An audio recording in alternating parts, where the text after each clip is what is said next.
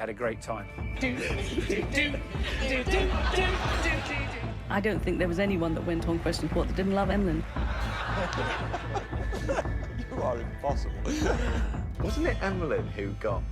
Emlyn Walter Hughes was a force of nature, a man whose boundless enthusiasm earned him the nickname Crazy Horse and made him one of the most recognisable figures in British football. Born in 1947, Hughes captained both Liverpool and England, amassing 62 international caps and steering Liverpool through their most dominant era under Bill Shankly and Bob Paisley. He won 2 European Cups, 5 league championships and virtually every honour available in club football. His relentless, charging presence on the field became the embodiment of Liverpool's success during the 1970s, and his infectious energy seemed limitless. Yet, behind this image of tireless vigour lay a far more complex story, one marked by silent battles, crushing disappointments, and ultimately, a devastating physical decline that would contradict everything the Crazy Horse persona represented. The public knew Hughes as a man of boundless enthusiasm, someone who gave 100% commitment in every match. After retiring from football, he transitioned seamlessly into media work, becoming a beloved team captain on the BBC quiz show, A Question of Sport. This role cultivated a national persona characterised by jovial certainty and quick-wittedness, making him a household name far beyond the football terraces. Friends and colleagues described him as a complete one-off, an absolute hero whose distinctive voice and laugh endeared him to an entire generation. He received an Officer of the Order of the British Empire in 1980 for his services to sport, cementing his status as a national treasure. His wife Barbara later confirmed that he was exactly as people saw him on television, a nice, ordinary, well-mannered guy who maintained an unwavering optimism throughout his life. But beneath this public image of relentless positivity, Hughes fought private wars that few supporters ever knew about. When he joined Liverpool from Blackpool in 1967, he entered a dressing room with its own rigid hierarchy and established power structures. The most significant of these hidden battles began in 1973, when Hughes ascended to the captaincy, taking over from Tommy Smith, the formidable defender known as the Iron Man. This transition occurred after Smith had reportedly fallen out with manager Bill Shankly. But for Smith, a long-serving bedrock of the club, the change felt like a hostile takeover rather than a natural evolution. Smith's subsequent reflections revealed the profound sense of betrayal he felt, lamenting that Hughes was spoiling his club. Everything in Smith's life was football, especially Liverpool, and he couldn't understand why he should let this two-faced little so-and-so spoil his football life. Having been at the club far longer than Hughes, the animosity between these two legends ran deep and poisonous. Smith absolutely hated Hughes, and it was known within the boot room that the two men never spoke to each other. This wasn't merely professional rivalry or tactical disagreement. Hughes was noted as a player who always liked to be king of the roost and wanted to be a charge hand, suggesting the clash was fundamentally about who controlled the dressing room environment and held symbolic power within the club hierarchy. The depth of this personal dislike was occasionally betrayed by bitter commentary. After Ron Harris committed a foul on Hughes during a game at Anfield, Smith reportedly quipped to the opponent that he could get to like him, illustrating the chilling severity of the animosity he harboured. What made this feud remarkable, however, was the extraordinary professionalism both men demonstrated. The psychological tension was successfully contained, becoming a battle managed entirely behind closed doors. Club staff made it clear they didn't care if players got on like a house on fire or couldn't stand the sight of each other, as long as they didn't let their personal feelings spill over onto the pitch. In fairness to both legends, they rigorously adhered to this code. The vast majority of fans watching them play alongside each other remained completely unaware of the feud. The containment of such intense hatred within the context of repeated high-stakes European and domestic campaigns reflected the hyper-professional discipline enforced by the Shankly and Paisley regimes. This elevation of the collective cause above individual ego required a sophisticated management of psychological tension, allowing them to remain consummate professionals despite their internal warfare. Paradoxically, Hughes demonstrated a nuanced professionalism himself. While he was perceived as self-serving in his pursuit of leadership, he didn't allow his personal feelings to overshadow his respect for Smith's abilities. In his own autobiography, Hughes offered a profound tribute to his nemesis, writing that Smith was the greatest captain he had ever played under. Although he never particularly got along with him as a man, Hughes had nothing but admiration and respect for Smith as a captain on the pitch, acknowledging his powerful qualities of leadership. Contemporary observers regarded this statement as the biggest compliment that Tommy Smith would ever hear from the most unexpected source. It revealed a man capable of separating personal animosity from professional recognition, maintaining his integrity even while navigating one of football's most toxic internal relationships. Making 665 appearances for Liverpool, Hughes's boundless enthusiasm and commitment solidified his standing among the Anfield faithful. He captained the team through an era of unprecedented success, lifting trophies and leading by example with his charging runs and tireless work rate. Yet despite this stellar domestic career and his 62 caps across an 11-year international tenure, Hughes's professional narrative contains a permanent, unfulfilled void that haunted him throughout his life. He never featured in a major World Cup finals tournament, an omission consistently recognised as a significant struggle that endured long after his retirement. The closest Hughes came to achieving this pinnacle was during the 1970 World Cup in Mexico, where England, as holders, were managed by Sir Alf Ramsey. Hughes was selected for the squad as the sole Liverpool representative and the youngest player overall, a remarkable achievement that should have marked the beginning of his World Cup story. However, his role was strictly that of a reserve. He was ultimately one of only 2 outfield players in the entire squad, the other being Nobby Stiles, who did not feature in any game as England progressed to the quarter-finals. This historical footnote emphasises the tragedy of timing and managerial preference that shaped his international career. Ramsey favoured the left-footed Terry Cooper and Bob McNabb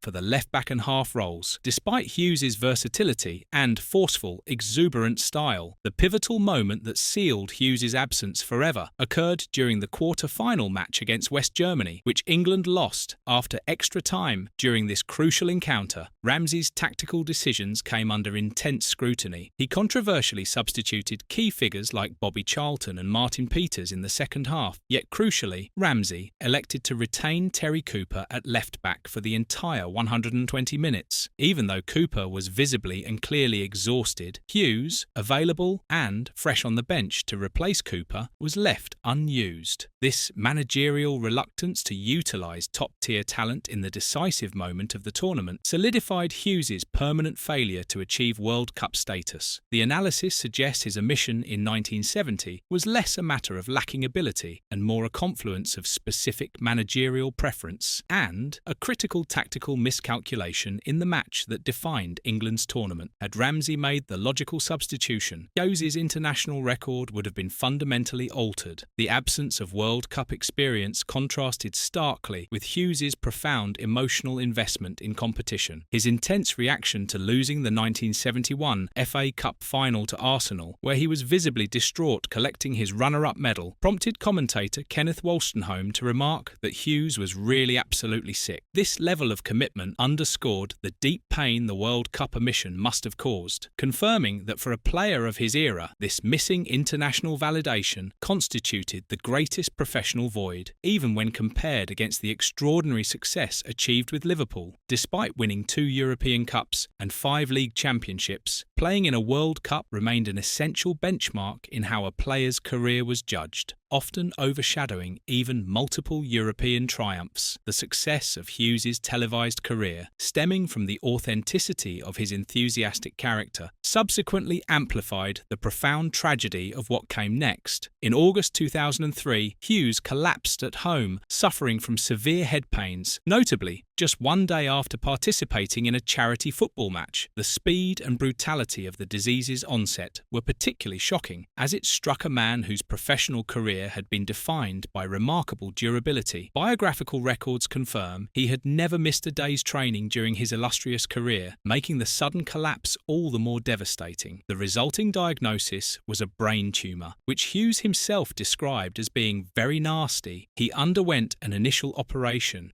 but the surgical procedure could not completely remove the malignant growth. The tumour became cancerous, necessitating a period of difficult chemotherapy. What followed was a 15-month battle against an illness that brutally undermined the physical vigour he had spent his entire life cultivating. The chemotherapy took a severe toll on his body, and in his final months, the illness ravaged his physical capabilities, reducing the mobility of the man famously nicknamed Crazy Horse for his charging runs. He was left virtually unable to walk, and his eyesight was severely affected. This biographical detail underscores a poignant irony. The illness directly attacked the physical vitality and competitive spirit that had defined his entire public life. The disease showed no mercy to a man who had dedicated every fibre of his being to movement and athleticism, who had built his reputation on never stopping, never slowing down, never giving less than everything he had. Despite the physical devastation, Hughes maintained the positive philosophy that had characterised his entire existence. His wife Barbara, who was married to him for 32 years, recalled that even as his health failed, he became even kinder and more thoughtful. In his final, poignant moments, as she helped him into bed or onto the sofa, Hughes would look intently into her eyes and affirm that they had had a lovely life, hadn't they? This statement stands as a powerful testament to his unwavering character, a refusal to allow the pain and terminal nature of his illness to diminish his appreciation for his life's success and joy. It revealed a man who, even in the face of death, could look back without bitterness at what he had achieved and the relationships he had built. Hughes never complained about the unfairness of his diagnosis, never railed against the cruelty of fate that had given him such vitality only to strip it away so suddenly and completely. Instead, he focused on gratitude, on the love he had shared, on the victories he had celebrated, on the laughter that had defined so many of his days. Barbara spoke of how he would still smile even when the pain was at its worst, how he would tell jokes to lighten the mood when visitors came to see him, how he refused to let the tumour define his final chapter, choosing instead to remind everyone around him of the beautiful journey they had all shared together. Hughes died on November 9, 2004, at the age of 57, at his home in Sheffield, surrounded by his wife Barbara and their children, Emma and Emlyn Jr. The death of this beloved figure led to a significant national outpouring of grief, reflecting his unique position as both an illustrious sporting hero and a universally beloved media personality. The scale of the mourning was evident at his funeral service held at Sheffield Cathedral, which was packed to its 1,700 capacity, with hundreds of mourners standing outside in the rain to pay their respects. The attendance list read like a history of modern English football, encompassing Liverpool greats across multiple eras, including Kevin Keegan, Kenny Dalglish, Phil Neal, Alan Kennedy, and current Newcastle manager Graham Souness. Dignitaries also included the club chairman David Moores, chief executive Rick Parry, and former chief executive Peter Robinson, who was in charge when Hughes was acquired from Blackpool. The diversity of attendance, incorporating players, administrators, and fans, demonstrated that Hughes's influence transcended typical boundaries of team and era. He was a constant, unifying institutional figure from the Shankly acquisition through to the modern administration. During the service, former teammate John Toshak delivered a tribute, stating that Hughes epitomised what the club was all about in those heady days with Bill Shankly, and then, later on, Bob Paisley, emphasising his leadership by example and contagious enthusiasm. The service concluded fittingly with the cathedral choir singing the emotional Liverpool Cop anthem, You'll Never Walk Alone, a song that had accompanied Hughes throughout his career at Anfield and now accompanied him one final time. The lasting impact of Hughes's struggle extended beyond his personal biography. His grieving family, including Barbara and daughter Emma, later spoke openly about their devotion to this irreplaceable man. They engaged with the charity brain tumour research, utilising Hughes's iconic status to raise awareness of the disease that took his life. This decision transformed his death into a meaningful platform for advocacy, providing a final, altruistic component to his complex legacy. In assessing the life of Emlyn Hughes, it becomes clear that his triumphs are profoundly defined by the struggles he internalised and confronted. The man celebrated as the embodiment of unstoppable energy, Crazy Horse himself was simultaneously a complex figure who managed acute psychological conflict under intense pressure, enduring professional heartbreak that forever marked his international record, and finally facing a rapid, devastating physical collapse. His ability to compartmentalise the hatred for Tommy Smith, maintaining professional excellence despite intense personal revulsion, and his ultimate positive affirmation of a lovely life in the face of terminal decline, reveal a character whose depth and emotional honesty ultimately exceeded the boundless enthusiasm for which he was known. The powerful imagery of his life is generated precisely by this tension between the relentless spirit and the formidable, often unseen, battles he endured. Hughes never played in a World Cup, never reconciled with his most bitter rival, and never defeated the illness that took him far too young. Yet he lifted European Cups, captained one of the greatest club sides in history, became a beloved national figure, and faced death with the same optimistic grace that had defined his life. He was Crazy Horse to the end, charging forward even when there was nowhere left to run, affirming the beauty of his journey, even as it came to a close. His legacy remains not just in the trophies and the caps, but in the example of a man who fought his battles, public and private, with unwavering professionalism and, ultimately, with love.